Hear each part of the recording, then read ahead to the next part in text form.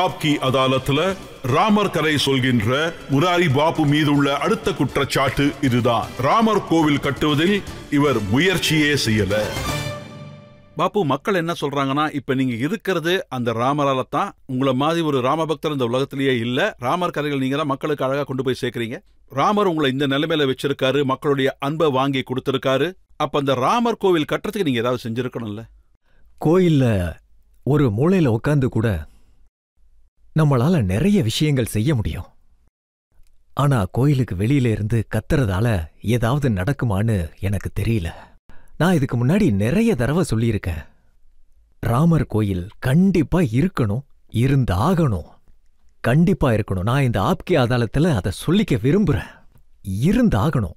ஆனா நான் இந்த தடவை கதையில என்ன சொல்லியிருக்கேன்னா, உரையாடல் அதோட ஏத்துக்கிறதோட அடித்தளத்தை நான் நட்டுட்டு வந்திருக்கேன். இந்த வேசிகளோட விஷயத்துல இவங்க கிட்ட ஒன்னு உரையாடல், இன்னொன்னு அவங்க ஏத்துக்கிற விஷயம். அப்புறம் ஒன்னுல நான் ரான் எழுதியிருக்கேன், இன்னொன்னுல மான் எழுதியிருக்கேன்.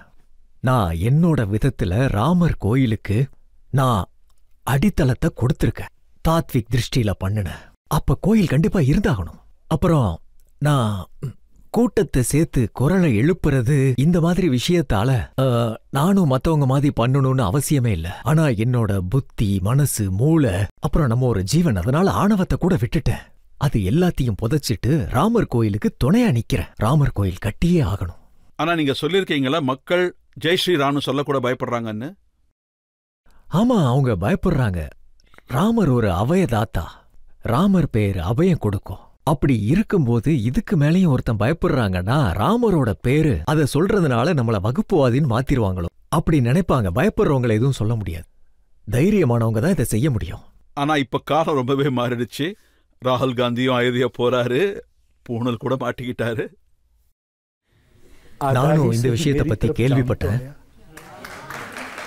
கோயிலுக்கு போறது நல்ல விஷயம் தானே, அதுல என்ன தப்பு இருக்கு? உங்க சுபாவம், நீங்க தனியா இருக்கிறது, தனியா போகிறது.